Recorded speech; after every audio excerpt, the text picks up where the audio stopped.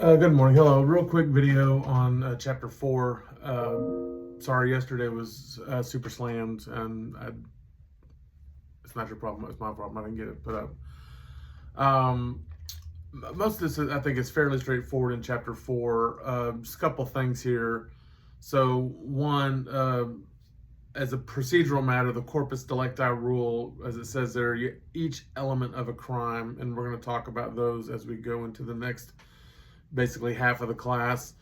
Mental state, guilty act, something you have to do to be found guilty, and an injury, a legally recognizable injury, so death, obviously, lost property, physical injury, maybe emotional trauma in some cases, fear, reasonable fear of threat or whatever, and then a cause between the act and the injury. That's the causal connection, which is, we'll talk about that more in chapter 6, I believe.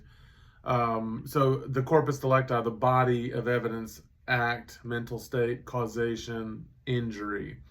All of those elements have to be proven beyond a reasonable doubt, is what the corpus delicti rule basically holds. And we're also looking here, this chapter sort of like, okay, acting, of course, is doing something voluntarily. So even the action part has a little bit of a mental component in terms of, did I do it on purpose? Am I acting voluntarily? Am I acting in a reactionary? If somebody like puts their face in and you flinch, I mean, are you acting voluntarily? Are you acting sort of instinctively? Those are some issues that can come into play here as well. We'll see those obviously when we get to some murder cases also down the road. The second one here, so that's the actus reus, guilty act. The Martin case, Martin versus State there, presupposition, obviously it's common sense and reasonable to assume, okay, and your mom probably did this to you when you were a kid, right? Well, I didn't mean to hit my brother. Well, duh, yes you did. Your mom knows at her core, right, in her being, that it's reasonable to assume that you did it on purpose. Now, maybe somebody bumped your arm, right? Maybe somebody pushed you down, or you tripped and it's an accident, right? But it's the reasonable assumption is what? You did it on purpose. You don't pull triggers. I mean, you can, but it's very rare to pull a trigger accidentally. You don't stab somebody 50 times accidentally, right? It's normal to assume. That's the presupposition. Now, we're not presuming guilt. We're just saying that action that you did, you have to kind of prove it's not voluntarily, actually, if you want to get that, because it's reasonable for a jury to assume that it is voluntary, that you did do it on purpose with some level of purpose. Maybe you didn't intend the result necessarily, but you did do the thing, whatever the thing is, the act. Excuse me. Real quickly here, then the Utter case, State versus Utter, the Washington case. That gets into oh my gosh, I just noticed a misspelling on the PowerPoint. Anyway, I'll fix that. Now I'm bothered. That gets to a thing called automatism, auto, self, matic or mat, acting, self-acting, automobile, self-moving, right? So automatism is old name actually for a robot, believe it or not, something that's pre-programmed and sort of acts. In the Utter case, what really is kind of going on there is the conversation is, of course, did he act voluntarily? Meaning the son walks in on him, does he react automatically out of this is 1971, so they didn't really have the language of PTSD like we have today, but combat fatigue, combat battle fatigue, shell shock, that kind of language. This is kind of a proto-PTSD argument. The defense is trying to argue, hey, my client didn't stab his son on purpose with full intent. He's reacting because of this 4 years in combat, which has made him, basically traumatized him. And so when, like in war, if somebody surprises you, you're going to lash out first and ask questions later. Obviously, we don't do that in a peacetime setting. So his argument is kind of like, well, my combat, and he's drunk. That doesn't help, right? Remember, drinking is voluntary. So we'll talk about alcohol later on down the road, but, you're presumed, if you're drunk, to have drunk the alcohol on purpose. Now, maybe you didn't set out to get drunk, but you know that alcohol is intoxicating, and therefore if you drink too much, you're responsible. So you really have a lot, sort of all that going on here. And so what the judge is trying to, basically why the case is reversed is not because they're saying he's innocent. What they're saying is the defense needs to have an opportunity to present evidence of this automatism condition to at least give them a shot at a defense of basically like an insanity defense, knocking out the mental state. So when we get to chapter 9, we'll talk about defenses, but basically what's going on in some of these cases, if you're a defense attorney, right, you got four elements: act, mental state, sorry, that finger, causation, harm, especially the first two. If I can knock out the mental state or the action, then you win the case, right? I don't have to win the whole thing. I just got to win one thing, and that wins the case. So that's kind of what's going on in the Utter case. In the Beardsley case, you have from 1907, so you kind of have different mores back then also. This talks about a duty. Like in this case, the woman falls asleep. She's passed out. She's drunk. She's on morphine. Morphine's a legal drug at that time. You can get it over the counter, so there's no sort of illicit felony drug conduct. Today, that felony conduct would sort of taint the case even more. There's a moral judgment about using morphine, but there's no legal judgment about that because it's not illegal to go to the corner drugstore and get morphine over the counter back in 1907.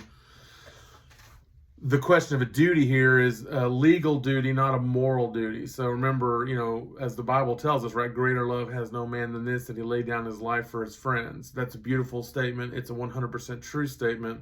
It's also not the law of the United States or the law of anywhere in the world. It's the higher law. As a Christian, of course, you should do that. Sometimes we read stories of, soldiers throwing themselves on grenades and people running in front of cars to push children out of the way and that sort of thing. But that's not required in the law, right? Meaning if you don't jump into a pool and save a drowning person, you're not going to be found guilty. Unless you owe a duty to that person, which would be maybe if it's your pool, your kid, or you push them in, right? So you caused it. But if you're walking by the ocean and you see somebody drowning, there's no legal requirement to save them unless you're a certified lifeguard or maybe some sort of certified scuba diver or something like that, right? I mean, because as you may or may not know, oftentimes the person who tries to save the drowning person also drowns, right? Because the person's flailing. And so we don't require sacrificial giving, if you will, in the law. So that's kind of what this case is about. These are called omissions, right? A failure to act. And you're usually not liable for omissions, but you can be. If you think about, say, failure to stop and render aid, right? You cause an accident and then you drive on by. Child neglect, right? Failing to take care of a child. It's not the same as child abuse, which is beating a child, right? That's or torturing a child, whatever. That's overacting. We're acting in a manner. Whereas child neglect is failing to act, right? You didn't get medical care, you didn't feed, you didn't take care. Trying to think of some other things.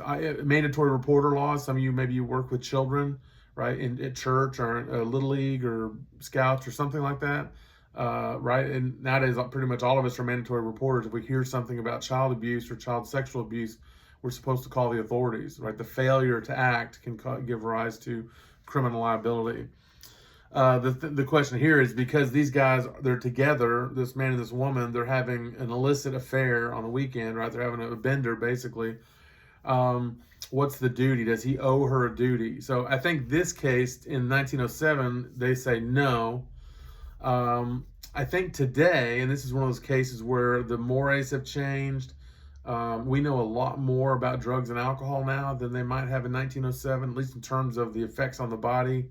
We also have 911, and we have a fire station on every corner. In 1905, you're literally probably having a horse-drawn carriage come to you. The firemen are volunteer.